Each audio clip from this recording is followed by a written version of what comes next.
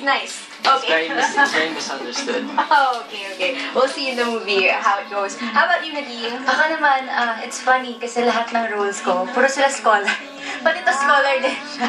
Consistent as in lahat. Matalino lahat. Pero hindi talaga. But anyway, ito naman si Becca. Hindi rin siya makamove on. Matalino siya, she's a scholar. Okay. Mabait na anak, mabait na ate. Pero ang hindi maganda sa kanya, yung bitter siya. Pero alam mo yung gusto niya mag-move on. Hindi, gusto niya pa rin. Okay. Pero ayaw niya ipakita na gusto niya pa rin. I think ano yun, dala yun ng hurt kasi. Inanalyze. Marcelo Santos. Okay. Alright, now ikaw naman, Nar James, this is a theoretical question. Since your character in the movie broke a girl's heart and then he's trying to win her back, right? So, if you're in that situation, what would you do to win a girl's heart back? You have to answer been in that situation before. Oh! Yes, I have. And I mean, in the end, it's not my. I did everything. Okay. I did everything to get back. But in the end, it's the girl's choice because once you break the trust. Okay.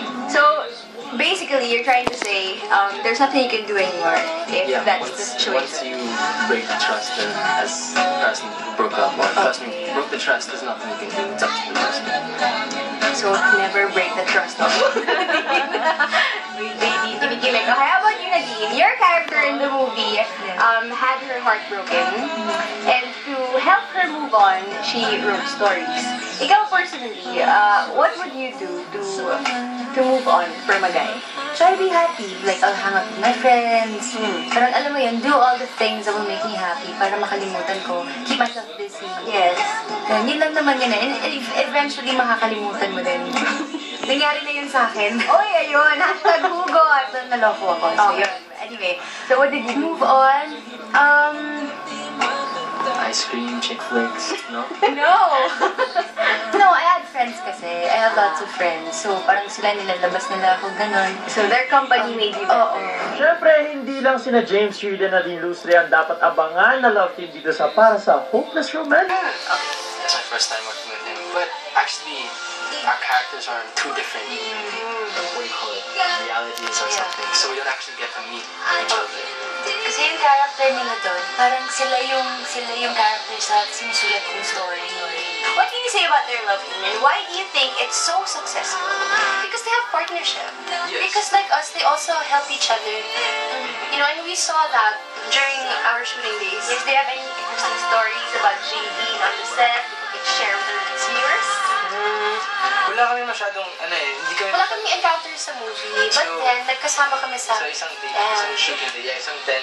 Kasi there was this one time na after namin mag-shoot, sila hindi pa tapos kami pack-up na. So wala lang, tumambay lang ako ng kwentuhan gawin lahat. Masaya. And ano sila, hindi yung maghihintayin kung sino unang magsasalita. Like with us, like we're bigayan, nagkukwentuhan, and gano'n. They're so easy to be with, which was very nice naman. We appreciate it. Kayo ba, guys? Are you hopeless romantics yourselves? This is gonna be so embarrassing, but I'm super on the set with him. Oh!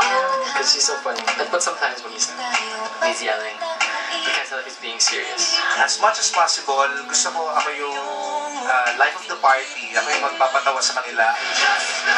Once again. Alam mo ako, nakausap ko si Derek Andoy, and nauna kong interviewin yung mga cast. So from there, ang dami na... Pagka maraming mga killing scenes, yung mga parang you love me tone, mga ganon. As opposed to dun sa hindi sila magkasama, yung parang may, parang detached sila sa isa't isa. It's always so light and happy on the set with him. Because he's so funny. But sometimes when he's yelling, you can't tell if he's being serious. Or nag-joke lang siya. I love everyone loves Derek Andoy. He's also a good actor. He's a good actor. There was this one time, pero talk back place pa to. Nasa Batangas kami, we were at this beach house. Kailangan nang i-shoot. Nagulat kami, bigla siya sumisigaw, nasa na si Naling, ilabas niya, ganyan. Narinig namin, may mga nababasag na sa baba. But then James is there. He's just joking. He's telling, where's Nadine? So, Nadine! Okay. Mahilig siya man-trip. In short, Pag nasa stress na siya, tapos may magsabi sa kanya, Direk, ito kailangan yung isa na. how you can use that in a positive way. Most of the people out there can relate to this movie. We can, but yeah, you can expect heartbreak, but don't worry, there's some happy parts too.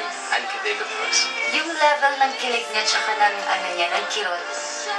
Parang ito yung mga klase ng movies na gusto mong panoorin kasi hindi lang siya puro masaya.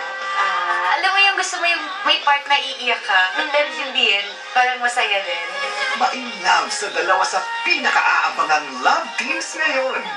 Inigo Pascual and Julia Barreto at James Reid and Nadine Lustre.